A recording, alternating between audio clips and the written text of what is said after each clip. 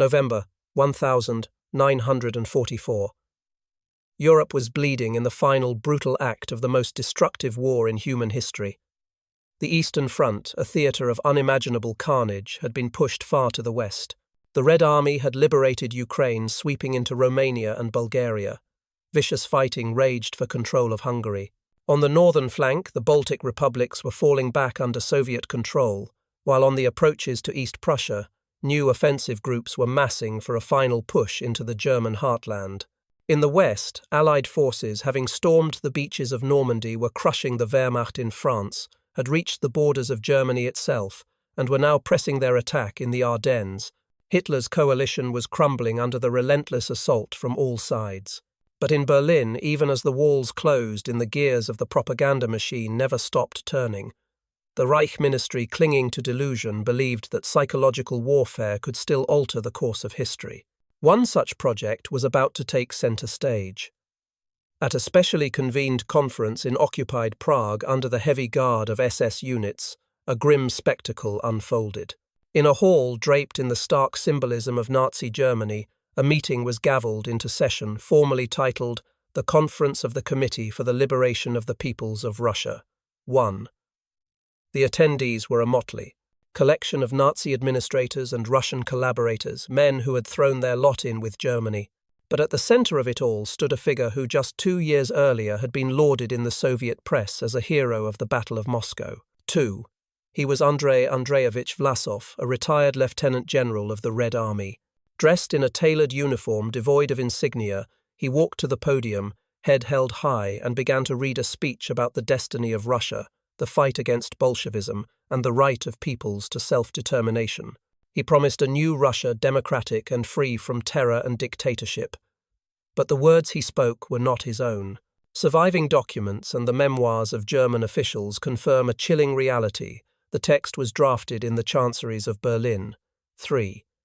It was personally overseen by Reichsführer SS Heinrich Himmler and Alfred Rosenberg, the minister for the occupied Eastern Territories. Vlasov's only task was to be its mouthpiece, to give a human face and a Russian voice to a script written by his captors. In that moment, the general who once received medals from the hands of Stalin completed his transformation into a tool of enemy propaganda. His public appearance was the culmination of the Third Reich's plan to manufacture the illusion of internal resistance within the USSR, a project designed to shatter Soviet morale and disorient prisoners of war. 3. This Prague conference became a symbolic point of no return. After this, Andrey Vlasov was no longer just a captured officer, no longer the hero who defended the capital. He was the official face of a traitorous committee, a convenient puppet for those who dreamed of dismembering and destroying his country. And though he carried himself with an outward dignity, the shadows of that stage were forever stained by dependence, manipulation, and the total loss of self. His image was now a centerpiece in one of the largest disinformation campaigns of the Second World War, a global struggle where human lives were expendable currency, and betrayal was a coin to be spent. The name Andrey Vlasov did not always mean traitor. Before the war, his career was a textbook example of a successful Soviet officer. Conscripted into the Red Army in 1920, he started as a common soldier. In the 1932nd, he joined the Communist Party, a move that opened the door to the military elite. He was appointed to the military tribunal of the Kiev district, where he personally signed dozens of sentences, including death warrants. In his 2 years on the tribunal, not a single acquittal was issued. But this did nothing to slow his ascent. On the contrary, under Stalin's regime, such a record was seen as a mark of political reliability. By 1938, Vlasov was sent to China as a military advisor to Chiang Kai-shek's staff, earning high praise from the Soviet command. 2. A year later, he was a colonel. By 1940, at the age of 39, he was a general entering the inner circle of promising officers favored by the state. He caught the eye of the leadership. Contemporaries recalled that Stalin himself had a certain fondness for him, viewing him as dependable and obedient. Vlasov was not a brilliant tactician like Zhukov, nor did he possess the iron will of Rokossovsky, but he was, as they said, correct. He followed the party line flawlessly, never deviated, and always projected unwavering loyalty. In an autobiography submitted in April 1940, Vlasov proudly wrote, "I have had no hesitations. I have always stood firmly on the general line of the party." These were not empty words. At the time, they reflected his genuine conviction. The myth of his early anti-Soviet views was a later invention concocted in a German prison camp when a justification was needed for why a Soviet general had become the enemy's megaphone. Before the war and in its first brutal months, Vlasov was a model of loyalty. His promotions, the trust of his superiors, his high honors, all of it confirmed his place within the Soviet military elite. He was not an outcast. He was not undervalued. He was one of them. And that is precisely what makes his ultimate fate so tragic and so haunting. How did a man who rose to the very top of a system become its most infamous betrayer? With the start of the Great Patriotic War, Andrey Vlasov found himself at the epicenter of catastrophe. In the summer of 1941, he was appointed commander of the 37th Army part of the Southwestern Front, defending Kiev.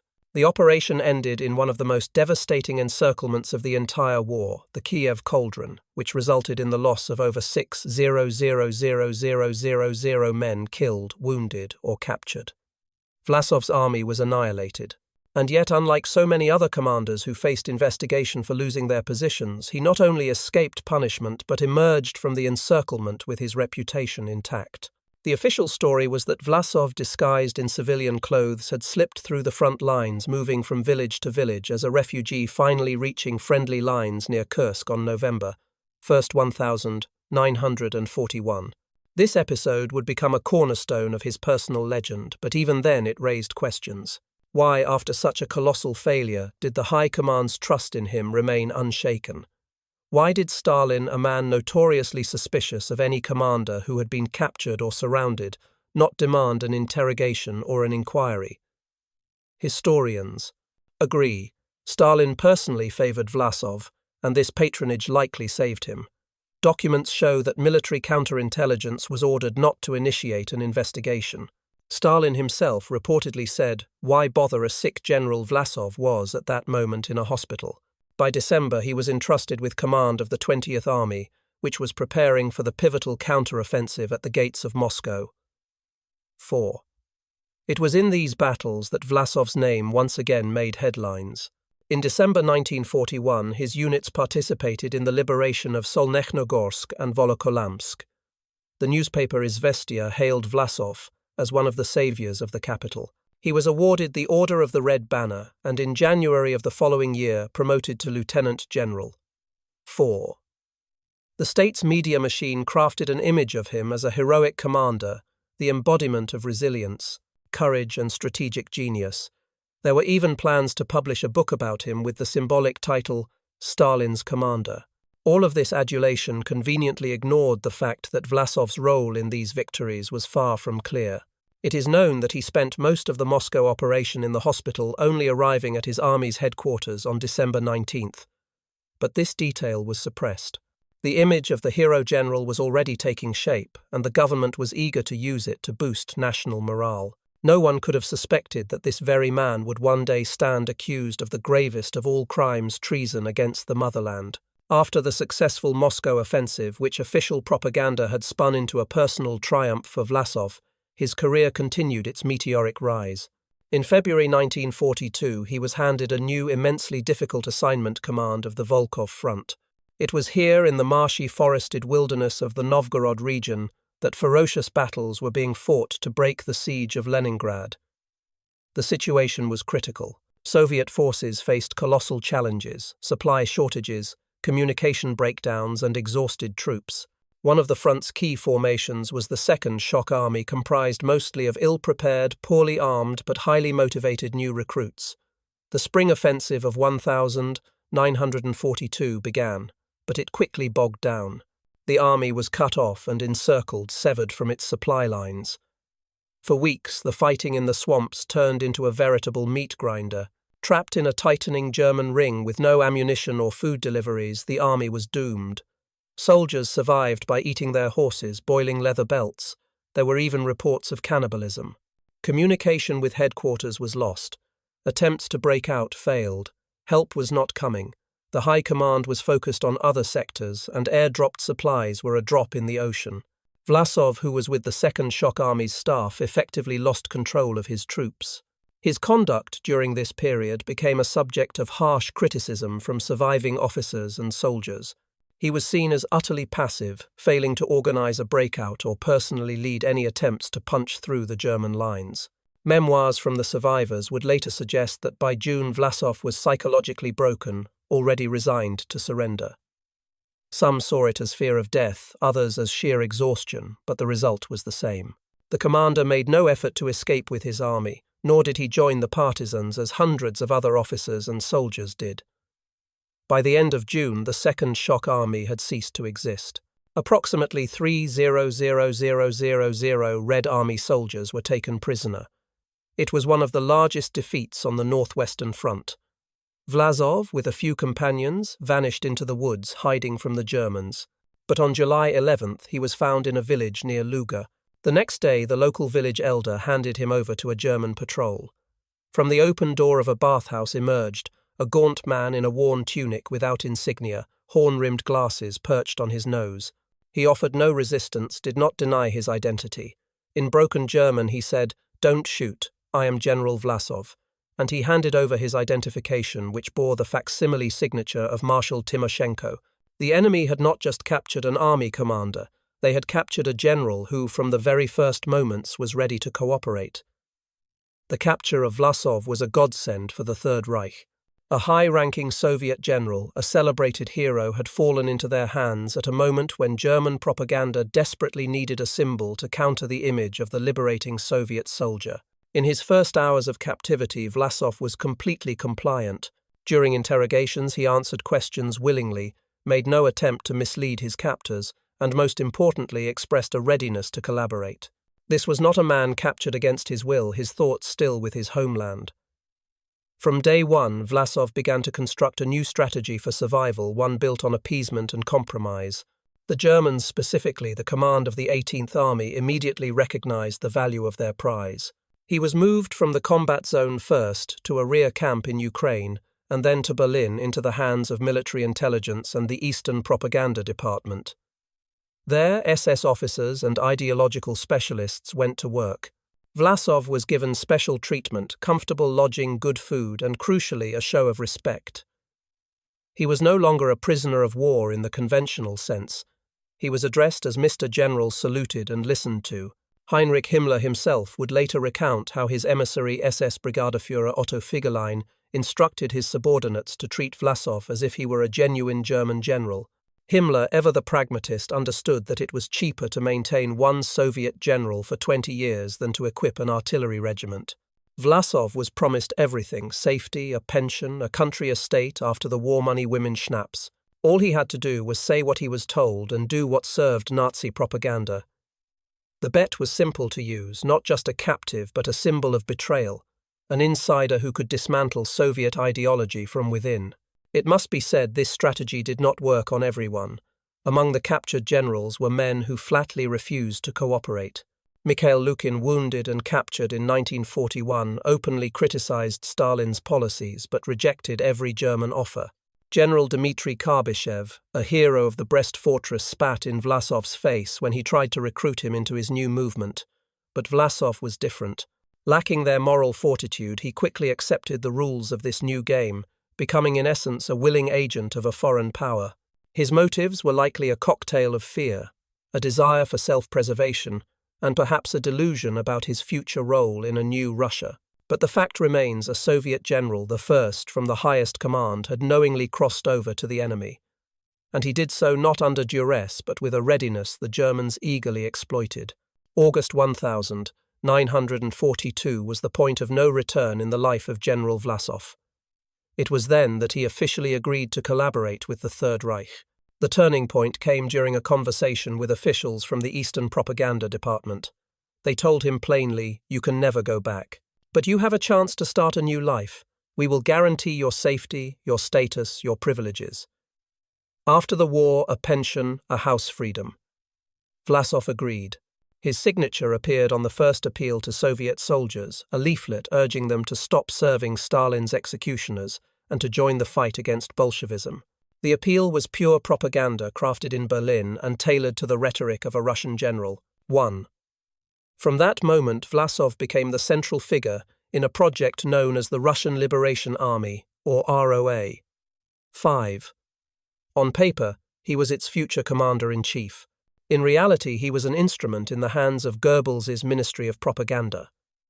A special uniform was designed for him, a dark brown tunic without epaulets, red lapels, a peaked cap and breeches. The colour was not military but political, the same worn by functionaries of the Nazi Party. It was a significant detail. The Germans did not see Vlasov as a combat commander. They were moulding him into a political symbol, a figurehead meant to speak the right words, and create the illusion of a mass movement against the USSR.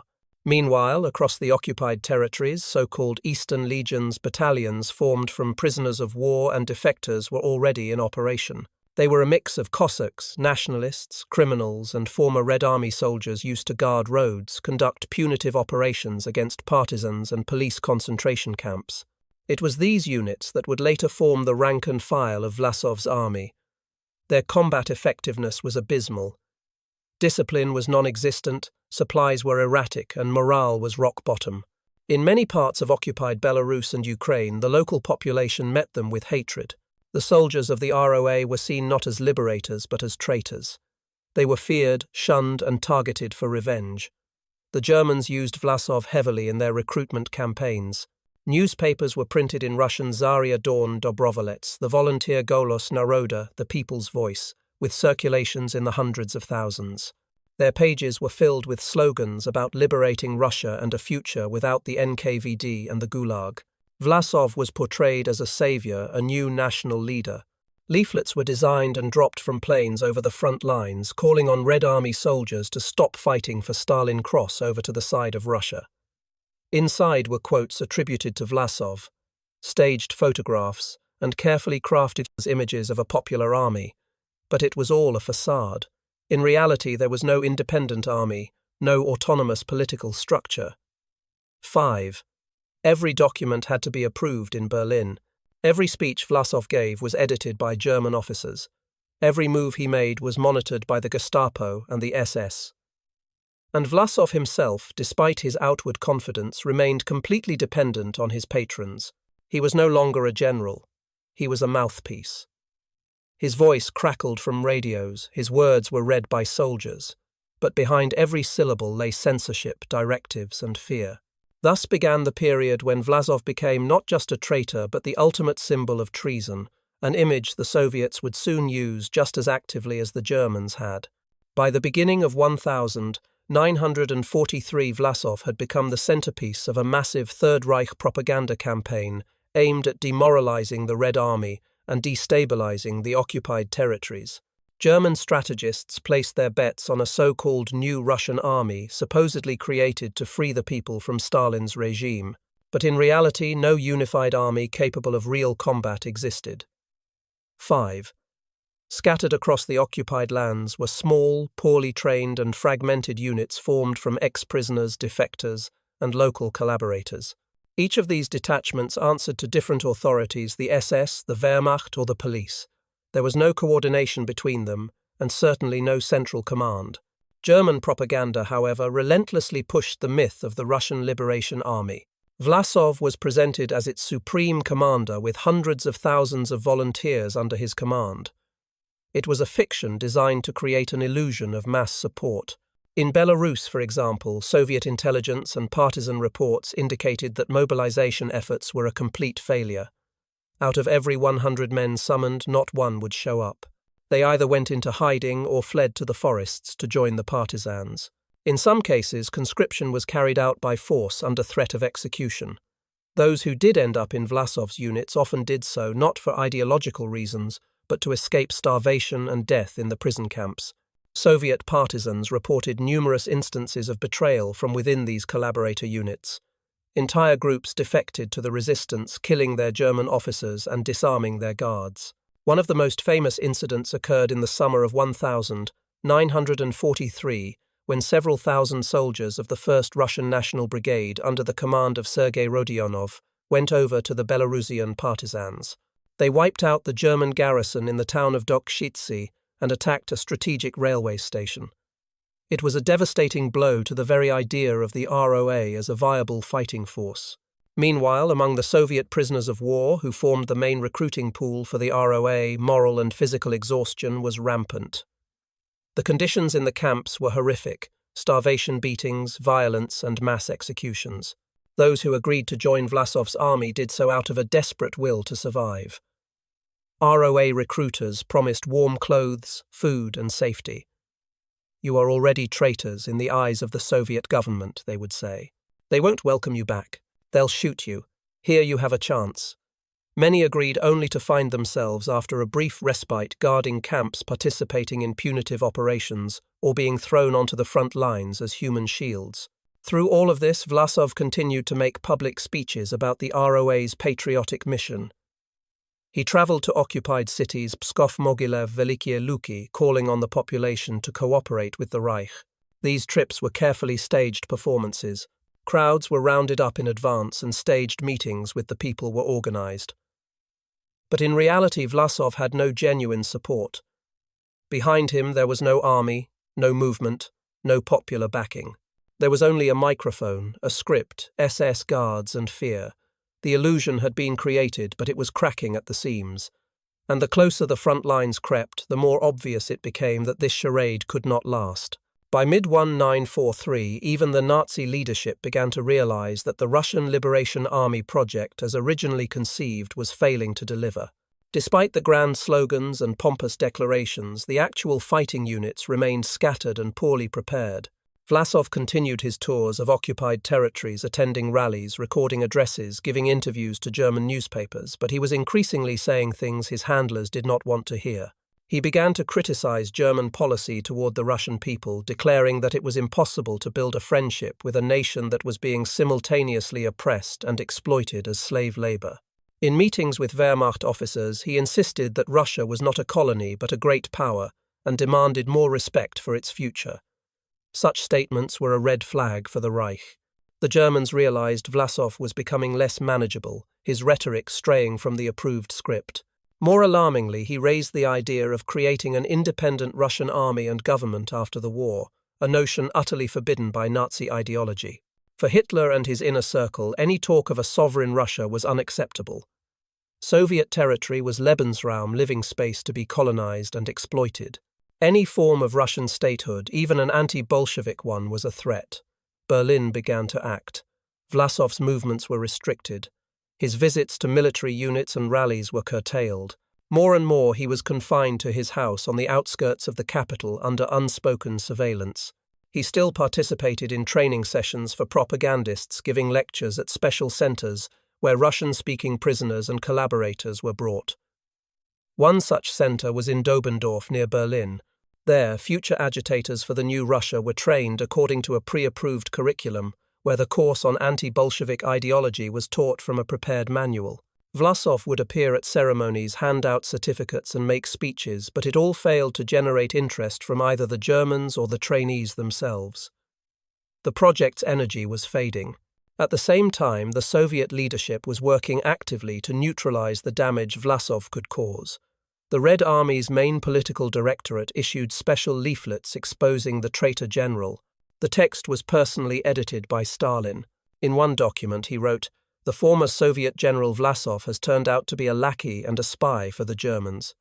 The enemy must not only be isolated but ideologically destroyed." In the operational headquarters of the NKVD, a plan to liquidate Vlasov was drawn up, codenamed Operation Boar Hunt. Sabotage groups were sent behind German lines with the mission to locate and, if possible, eliminate him. Several such operations were attempted through the summer of 1944. In one instance, a Soviet agent tried to poison Vlasov through his cook. In another, poison was mixed into his wine, but the dose was insufficient. Each attempt failed. Vlasov remained alive, but his political career was effectively stalled. He had become a figure kept in reserve, not a combat commander, not an ideological leader, but a political smokescreen to be used when convenient or discarded when no longer needed.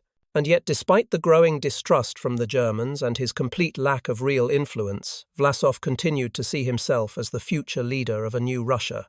It was an illusion that perhaps shielded him from the horrifying reality of what he had become, a man no longer directly controlled by anyone, but who had long since lost control of his own destiny. The autumn of 1944 marked a turning point not only on the battlefields of World War II, but also in the fate of Andrey Vlasov. By then it was undeniable, Germany was losing the war. Soviet troops had liberated most of their own territory, crossed into Poland, and were approaching East Prussia and the Carpathian Mountains. The Allied armies had reached Germany's western borders. Facing imminent military collapse, the Nazi leadership began a frantic search for new resources and reserves. Against this backdrop, the Russian Liberation Army project was dusted off and elevated to a priority political initiative. In mid-September, Reichsführer SS Heinrich Himmler personally met with Vlasov. 3. He proposed uniting all anti-Soviet movements under a single command and creating an official committee for the liberation of the peoples of Russia, KONR, which would formally head a new political structure, a government in exile. 3. Himmler promised funding, recognition, and authority. Vlasov enthusiastically agreed. The offer rekindled his long-lost illusion. He still saw himself as a political leader, the symbol of a future non-communist Russia. Throughout October and November, intense consultations took place. The committee's composition was agreed upon, its structure finalized, and its proclamations drafted. Everything was approved by German officials but presented as a Russian initiative. On the 14th of November 1944 in Prague, with great ceremony and the participation of German representatives, the creation of the KONR was announced. 1. Andrey Vlasov was named its chairman. He delivered a bombastic speech declaring that the committee expressed the will of all peoples of the USSR fighting against Bolshevism.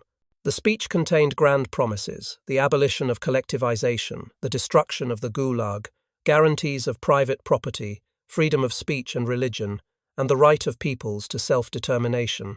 It was all packaged as the program for a new Russia that Vlasov and his supporters intended to build after defeating Stalin.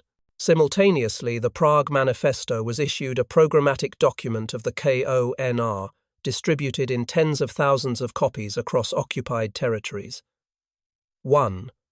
The document was carefully styled to resemble a declaration of independence. It was circulated among prisoners of war, civilians, and soldiers of the Eastern battalions. Propaganda efforts were revitalized: leaflets, radio broadcasts, public readings, and rallies. This time, however, the Germans allowed Vlasov a bit more autonomy, likely because they were losing control of the situation, rather than out of any respect for him. Vlasov took this as confirmation of his own importance. He met with Goering, Goebbels, and Ribbentrop. Only Hitler still refused to deal with him. The Führer forbade officially appointing Vlasov as commander-in-chief of the Eastern troops. He didn't trust the Russians, neither as prisoners nor as allies. His attitude remained unchanged: all Slavs were untermenschen, subhumans fit only for forced labor. Vlasov, however, continued to nurture his illusions. He believed he could play the role of a mediator between the Reich and a future post-Soviet Russia. He envisioned himself as a political arbiter, a new Kerensky, perhaps even a president, but in reality he couldn't even command his own supposed allies. Cossacks, Ukrainian nationalists, Banderites, Caucasian formations, and even some of his own emissaries refused to recognize his authority. They operated according to their own logic and often openly despised Vlasov for his past and his dependence on the Germans. Attempts to impose a unified structure failed. The KONR existed only on paper, and even in that form it was too late. Time was working against it. Germany was collapsing, and no manifesto could change the outcome of the war. The beginning of 1945 shattered any remaining illusions held by Vlasov and his circle. Germany was on the verge of collapse. Soviet forces had crossed the Vistula, taken Warsaw, and were closing in on the Oder. In Berlin, the echoes of the coming catastrophe were already audible. Against this backdrop of desperation, Himmler, acting essentially on his own without Hitler's approval, authorized the formation of a full-fledged division of the Russian Liberation Army. 3. This decision was born of despair rather than strategic calculation. Previously, all proposals to organize the ROA into a combat unit had been rejected. Hitler's headquarters feared that armed Russians would turn their weapons against the Germans themselves. Now, with the front collapsing, those fears took a back seat. Vlasov was tasked with creating two divisions. The first, with a strength of about 17,000 men, was formed under the command of former Soviet Colonel Sergei Bunyachenko. The second was hastily assembled in the spring but never saw combat. These units underwent accelerated training and starting in February were moved closer to the front. German propaganda documented every step: staged oath-takings, drill exercises, graduation ceremonies. The newsreels showed crisp uniforms, proud faces, and solemn vows. The soldiers swore allegiance not only to Russia, but crucially to Hitler himself. 6. The words of the oath were spoken in both German and Russian. I solemnly swear to fight against Bolshevism, to be loyal to Adolf Hitler, and to obey him unconditionally. 6. These images would soon become a palm. Et adem R6, symbol of absolute betrayal, but within the ROA itself there was chaos.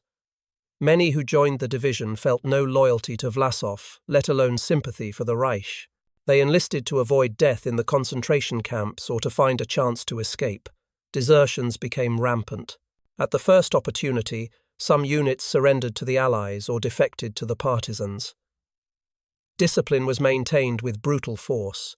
In some units, public floggings and executions were reintroduced. Nevertheless, in March, the 1st Division was sent to the front lines. In Poland, near Breslau, it engaged the Red Army for the first time. The result was devastating losses. Vlasov's men retreated. In April, on the approaches to Berlin, the division was thrown into battle again, with the same result: more losses, another retreat, and complete demoralization. By this point, it was clear that there was no Russian army capable of influencing the war. All that remained were scattered combat groups, poorly motivated, ill-supplied, and operating in isolation. And yet fate offered Vlasov and his men one final desperate gambit. In early May, as Germany was officially capitulating, a popular uprising against the German occupation erupted in Prague. 4. The Czech insurgents were in desperate need of help. Bunyachenko's division stationed nearby made the decision to support the rebels. 7. This decision was formally issued in Vlasov's name. An order was released to aid the Czech people in their struggle for freedom, in which the Germans were now called stranglers of freedom and enemies of humanity. The symbolic significance of this move was immense. The army that had just yesterday served the Reich was now turning against it, siding with an uprising in the heart of Europe. It was an attempt to salvage what was left of their reputation, a gesture aimed at the Allies and perhaps a desperate hope to prove their usefulness to the post-war world. But neither the Allies nor the Czechs believed in the sincerity of this act. 8. To them, the Vlasovites were first and foremost collaborators. They may have turned on the Germans, but they only did so when it was clear the Reich had already lost. 8. The final military operation of Vlasov's division, which could have been an act of redemption, came to be time o' farth. Nothing. Within days, a new hunt began, not for the Red Army, but for the Vlasovites themselves. On the 8th of May 1945, the day of Germany's official surrender, the 1st Division of the Russian Liberation Army abandoned Prague. Vlasov and his staff knew that remaining in the city was a death sentence. The Red Army was closing in, and if they were captured by Soviet forces, there would be no mercy and no trial. The decision was made to flee south and attempt to reach the American lines. The goal was simple: surrender to the Western Allies and thereby try to avoid being handed over to the Soviet Union.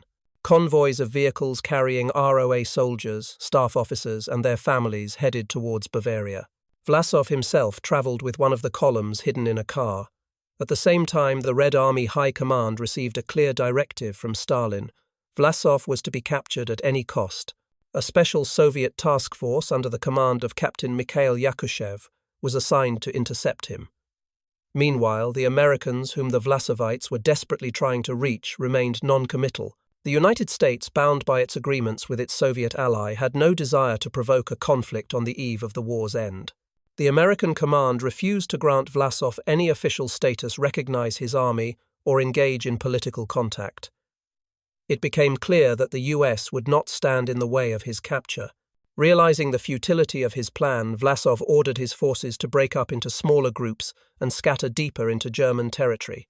The columns dispersed. Many soldiers shed their uniforms, trying to melt away among the waves of refugees or surrender under false names. But Vlasov could not simply disappear. His face was known to every intelligence unit. His photograph was in the hands of every Soviet officer on the front line. Soviet forces methodically combed the areas where he was likely to be hiding. On May 12, one of the ROA columns taking refuge in the Bavarian Alps was intercepted. 4.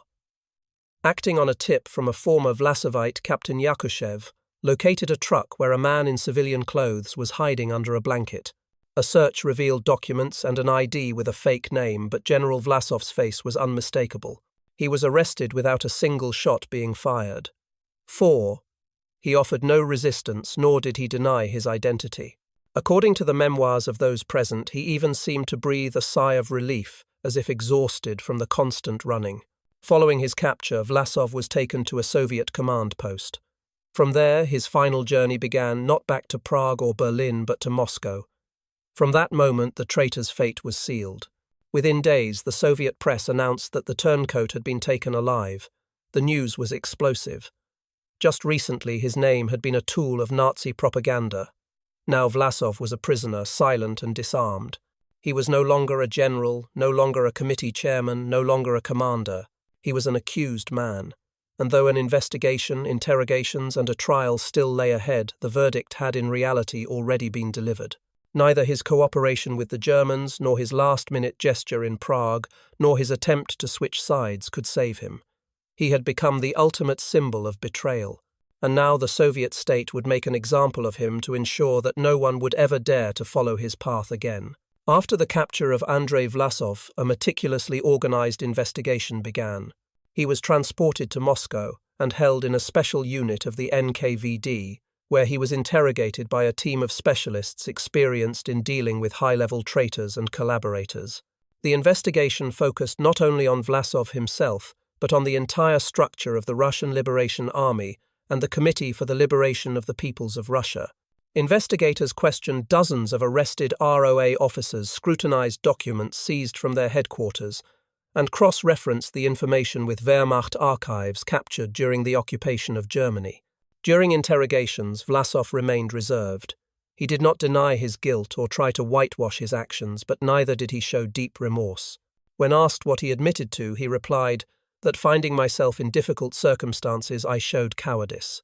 This phrasing was a clear attempt to shift the blame onto circumstances rather than his own convictions or calculations. At the same time, Vlasov confirmed the chronology of events, his role in creating the ROA, his negotiations with German authorities, and the formation of the committee. But each time he insisted he had acted to save Russia from communism and with the desire to build an independent state. The investigation lasted for over a year. During this time, debates raged within the USSR and abroad about what should be done with Vlasov and his associates. Some demanded a public show trial to expose the motives of treason for the entire country to see.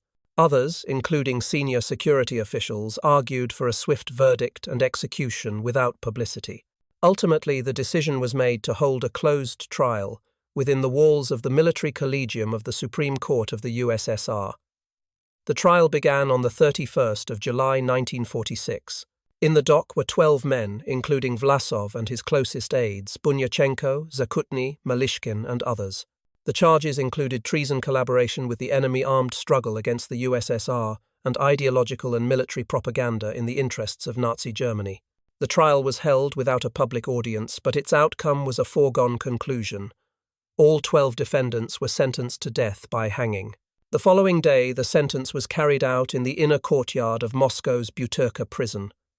The execution was swift, without pardon or public fanfare. Vlasov died in silence. His name vanished from the newspapers and official chronicles. From that moment on, he became a historical non-person whose mention was permitted only in the context of betrayal. In textbooks, articles, and books, he appeared as the antithesis of a hero, a cautionary figure used to frighten and to contrast with the steadfastness of the true defenders of the motherland. No street, no monument, no book would ever commemorate him without also delivering his sentence. History closed this chapter as both a lesson and a warning. The death of Vlasov, carried out in the quiet of a prison courtyard, seemed to be the final word on the story of the Great Patriotic War's most notorious traitor. But decades later, in the post-Soviet era, his figure resurfaced in public debate. In the early 1992 attempts were made in Russia to re-evaluate the role of General Vlasov and the ROA. Some journalists and political figures began to argue that the Vlasovites had fought not for the Nazis but against communism, that they were heirs to the white movement dreaming of a free Russia.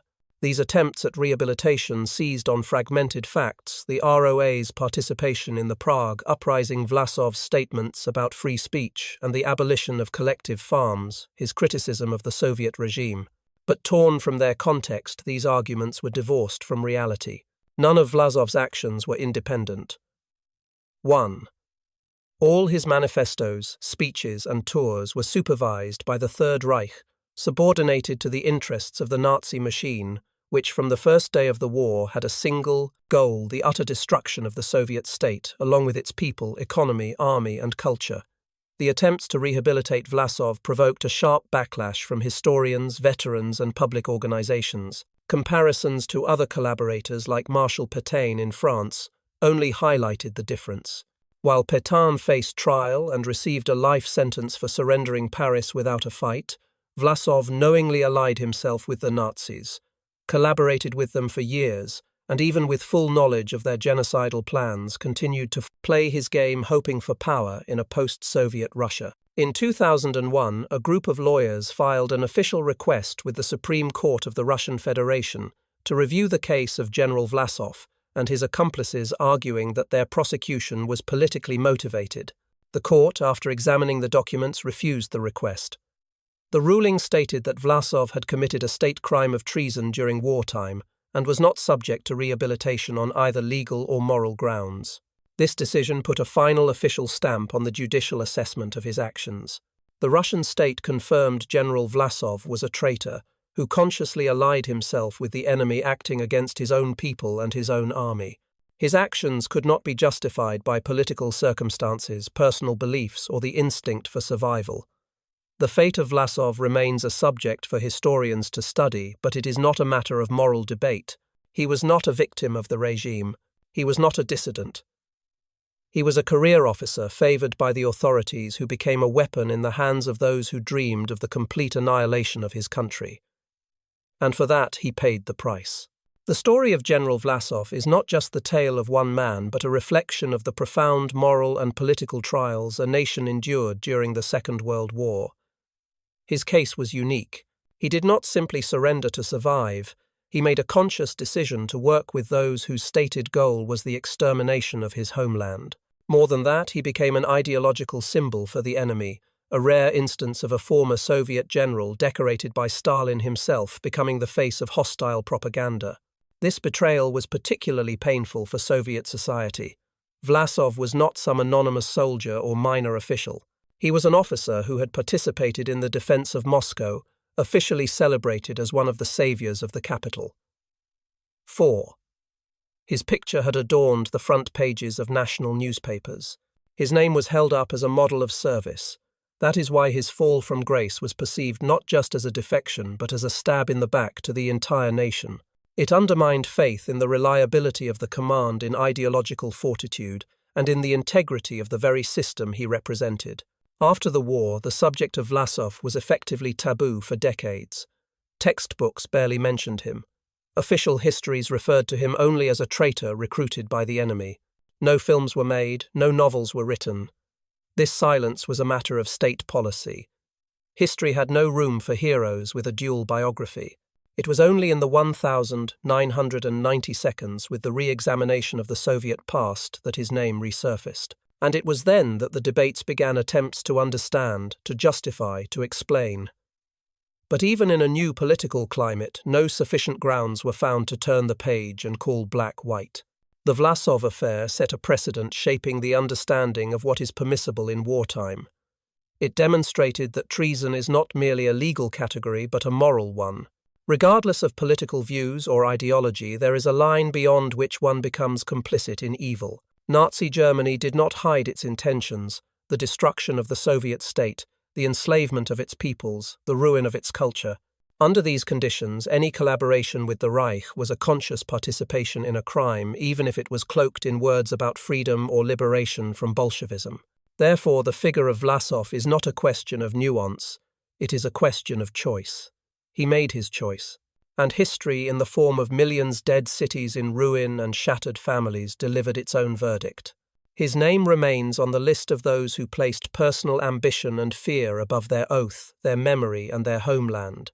Unlike those who fought to the last man in encirclement or who returned from captivity with their honor intact, he entered history not as a hero, but as a man whose very name is spoken with condemnation. Looking at Andrey Vlasov against the vast panorama of World War II, it's crucial to understand that his story is not an exception but an extreme example of what can happen when a person loses their moral anchor. He was not a pariah or an outcast. On the contrary, he was a man of the system, educated by it, promoted through its ranks, and rewarded by the party and the state. His path to power ran through military tribunals, a mission to China, the defense of the capital, and a chest full of medals. He did not fight the regime, he was an integral part of it. But therein lies the tragedy of his figure. Having lost everything in an instant, his army, his influence, his faith in his own invincibility, Vlasov was unable to withstand the break. His capitulation was not only military but internal. He surrendered not just to the Germans but to his own fear. Perhaps if he had died in the encirclement, like tens of thousands of other soldiers of the Second Shock Army, his name would be etched on a memorial. If he had joined the partisans, his legacy would be different. But he chose survival at any cost, and that cost proved far too high. It must be acknowledged that Vlasov had chances to stop. In the first months of his captivity, he could have refused to cooperate. He was not tortured, not coerced, not given a choice between death and signing a piece of paper. On the contrary, everything was done voluntarily. He didn't just agree, he actively participated. He wrote letters, made statements, initiated appeals to prisoners, and persuaded other generals to join the enemy. He wasn't just a tool, he became a co-author of the propaganda war against his own country. The cruel irony of history is that everything he supposedly believed in turned out to be a fiction. The Germans never intended to create an independent Russian army. They never saw him as an equal. He was merely a symbol to them, a pawn in an information war. The moment the situation changed, he was isolated and his army disintegrated. Vlasov, who dreamed of a post-Soviet Russia, ended up being needed by no one, not the Reich, not his people, and not history. After the war, the Soviet state turned his image into a cautionary tale. He became a boogeyman, his name, a synonym for treason. In children's books, in films, in lectures, Vlasov was a shadow, a spectre showing what happens when one strays from the ideal. And though the emotional intensity faded over time, the core lesson remained unchanged. He was an example of how someone strong on the outside could be weak, within how a man entrusted with great responsibility could prove incapable of upholding it, how the price of personal salvation could be higher than honor, duty, and truth. The story of Andrey Vlasov became a vital element in shaping the historical memory of the Soviet and later the post-Soviet era. His narrative was repeatedly used as an ideological marker, a clear dividing line between us and them. In the post-war reconstruction period, as the nation mourned its millions dead and rebuilt its ruined cities, the very mention of a man who had defected to the enemy was seen as sacrilege. This wasn't a sentiment imposed from above. It was a natural, popular reaction. Every family had someone who didn't come back. Everyone knew what the enemy was capable of. And everyone understood that Vlasov's actions were not a political mistake but a personal insult to their memory. Military memoirs, official chronicles, and scholarly works all avoided a detailed analysis of his actions, limiting themselves to terse clinical statements. The traitor defected to the enemy and was liquidated. But as the war receded into the past, attempts at reinterpretation began to emerge. By the late 1982, amidst the reforms of perestroika, the first publications appeared that portrayed Vlasov not as a traitor, but as a victim of the system. Arguments were made about the impossibility of resistance, political misjudgment, and anti-Stalinist motivations. Some authors claimed his actions were forced, and that the ROA was an alternative to totalitarianism. But these attempts invariably shattered against the wall of facts. Archival documents, interrogation, transcripts, testimonies from his comrades and Vlasov's own letters left no room for noble interpretations. He did not fight for freedom. He did not lead a popular movement. He was not in opposition before his capture. On the contrary, until his downfall, he was a model of a loyal party officer, receiving awards, personally signing death sentences at tribunals, and serving with ideological discipline. His defection was not an act of conviction, but an act of fear and opportunism. A particularly dark chapter in this assessment is the fate of his army. The ROA never became a true combat unit or the bearer of an alternative ideal. For the most part, its ranks were filled with broken, coerced prisoners who dreamed only of a piece of bread and a chance to survive. Tens of thousands of them at the first opportunity defected to the partisans, surrendered or killed their German commanders. In some instances, however, they took part in punitive operations, and that is the darkest stain on the history of the ROA. War may forgive much, but not participation in the massacre of civilians, the guarding of concentration camps, or the suppression of uprisings. This is why in the public consciousness Vlasov became a symbol not just of treason but of a total moral collapse. From building a career on loyalty to surrendering to the enemy, from spouting slogans about the motherland to serving a regime bent on its destruction, he demonstrated how quickly a man's entire life story can be erased if he renounces what is most important, his oath and his duty. And it is this conclusion that has remained as a universal lesson. For the Soviet generation, the name Vlasov became a household word for treachery. It was used not just to refer to a specific historical figure, but to define a category of person capable of abandoning their oath and siding with the enemy. In the slang of the Gulag, a Vlasovite was an informant, a backstabber. In propaganda, his image was the dark mirror to the bright heroes of the front: Panfilov, Matrosov, Gastello. Even decades after the war, in everything from literature to school lessons on courage, Vlasov served as a reminder of how a path that begins with high ranks and honors can end if a man loses his moral compass. This reminder has not lost its relevance. The story of Vlasov is not just about betrayal in the classic sense, but about the seductive power of self-preservation, about how a person in an extreme situation can destroy everything they have built. He was not a spy or a conspirator from the start. He became a traitor by inertia, out of fear under the pressure of circumstances, choosing the path of least resistance. But it is precisely such decisions that define the final outcome both for the individual and for history. After Vlasov's execution, Soviet society did everything possible to erase him from official memory. There were no public mentions, no widespread publications, no documentary films. Only within the specialized courses of the KGB and military academies was his story studied as a case study in the failure of an officer's ideological upbringing. But with the dawn of the post-Soviet era, as the barriers of memory began to crumble and previously forbidden topics entered the public sphere, Vlasov once again found himself at the center of debate. Some began to compare him to other figures from the war, such as the white émigrés who allied with the Germans or the Ukrainian nationalists who saw the war as a chance for independence. But here, too, there was a fundamental difference. Vlasov was not an exile, not a victim of repression, not an ideological opponent of the regime before his capture. He was the one who had voluntarily signed execution orders, accepted medals, and commanded armies. His treason was the personal choice of a man who had received everything from the state, and then betrayed that state at the most critical moment in its history.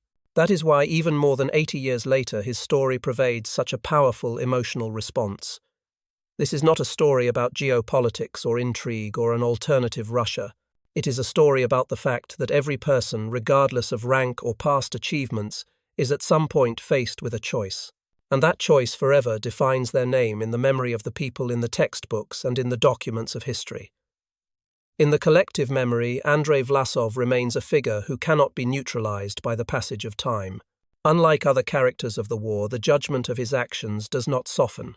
It doesn't shift into the realm of tragic circumstances or complex fates because his path was not a tragic mistake, nor was he a victim of the regime. His was a conscious defection to the side of the enemy with a full understanding of whom he was dealing with. Nazi Germany never concealed its goals. It openly declared its intention to destroy the Soviet state, enslave its peoples, and exterminate a significant portion of the population, as a racially inferior mass. And this was not theory. It was happening before his very eyes in the massacres of civilians in the gas chambers in the burned-out villages. Vlasov knew all of this. He wasn't just a witness, he was a participant. He gave speeches in cities where the SS had recently conducted punitive actions. He set up recruitment centers knowing that his army was being filled with emaciated prisoners from concentration camps. He personally met with Himmler and reviewed parades under slogans written by the architects of the doctrine to annihilate the peoples of Eastern Europe. And despite it all, he continued to speak of a new Russia of democracy of liberation. This was not naivete, it was conscious cynicism. And so any attempt to shift the focus from his responsibility to the circumstances of his capture or deception by the Germans is doomed to fail. Even in the final months of the war, when it was clear the Reich was losing, Vlasov did not choose resistance. His attempt to fight for the Prague Uprising was not an act of repentance, but a political calculation. 7. He hoped that by siding with the Czech people he could negotiate with the Allies, receive political asylum, and save his own life. But neither the Allies nor the insurgents accepted this gesture as sincere. 8. They saw a man who had collaborated with the occupiers for 3 years and only remembered morality when it was clear that the losers would receive no mercy.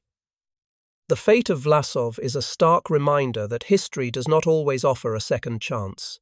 One can make mistakes in politics, in strategy, in calculations, but one cannot make a mistake in a moral choice, because it is that choice that stays with a person forever, defining not only their personal destiny, but also the memory of them. Vlasov chose the side of Nazi Germany. He signed manifestos, called for a fight against his own country, and led armed formations under the command of the SS. With these actions, he nullified his entire past, his medals, his feats, his role in the defense of Moscow. Therefore, when discussions arise today about understanding, justifying, or rewriting the history of his treason, it is vital to remember that behind every such proposal lies the threat of losing our moral compass. The story of Vlasov is not an abstract dilemma. It is a moral instrument, and its needle always points to one place where personal fear triumphed over a soldier's honor, and the will to survive led to the death of a man's own conscience. Perhaps one of the most instructive aspects of General Vlasov's story is the reaction of ordinary people to his betrayal. In a post-war country where every third name on a memorial read "missing in action," where every neighborhood was home to widows and orphans, the image of Vlasov was not processed through a political lens, but through sharp, personal pain. People did not debate his fate as an abstract dilemma. They saw him as the man who went over to the side that had burned their villages, hanged partisans, and shot women and children. In such a context, betrayal had no shades of grey. It was absolute. In the post-war memoirs of frontline soldiers, partisans, and intelligence officers, Vlasov is almost always mentioned with one emotional marker: revulsion. When encountering Vlasovites, Red Army soldiers often took no prisoners.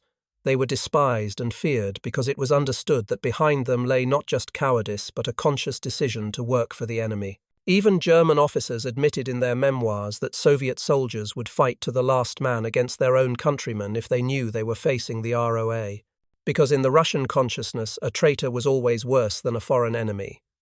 You could fight a German, but a traitor was a wound from within.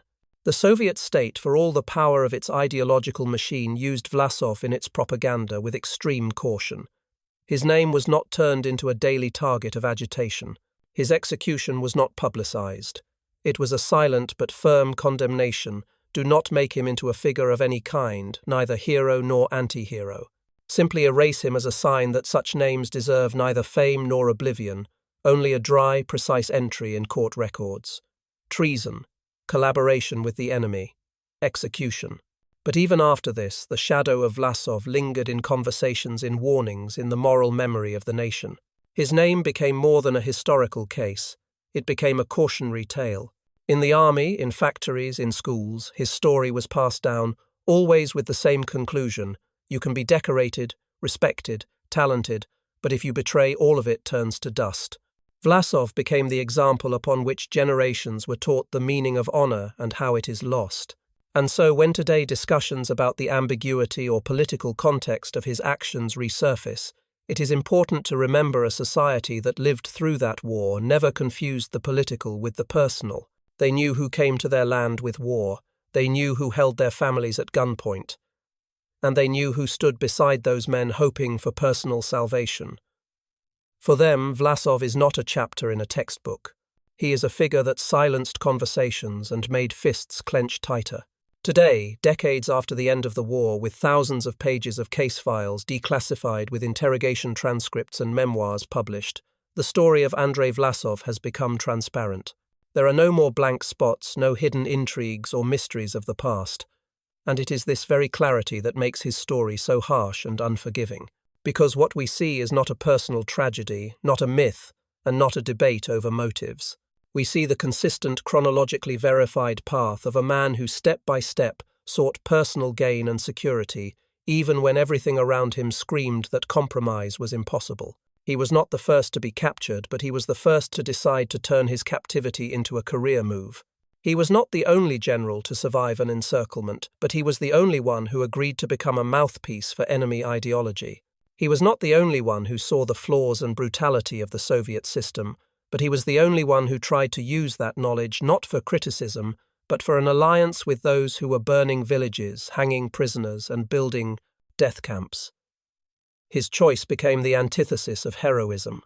He chose survival, but he lost everything that makes a person worthy of respect. After the war, his name vanished from public texts, but not from memory. In closed academies, in special schools, in intelligence units, his life was studied not as the biography of an enemy, but as an anatomy of a fall. His example was used to dissect how propaganda works, how prisoners are manipulated, and how, most importantly, a person loses their country from within. Because Vlasov's story is not just about betraying an army, it's about betraying the very system that created him, nurtured him, and elevated him, a system he turned his back on at its most critical hour. The memory of Vlasov was preserved, not in museums, but in the intonation, in the tone with which his name is spoken, in the pause that follows the words, "the general who betrayed his country." In school stories, where children first heard that not all commanders were heroes, he became a reminder that an oath is not just words, that honor is not a medal, and that the motherland is not the regime, but the people for whom you bear a responsibility. And if you betray them, you are no longer needed by anyone. The story of Vlasov is not about the past.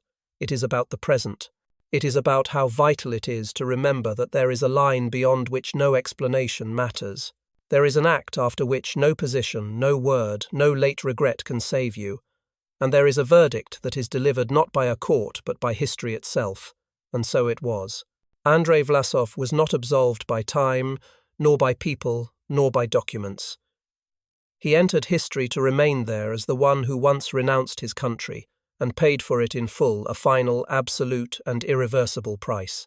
What do you think drives a person to make such a choice? Share your thoughts in the comments below.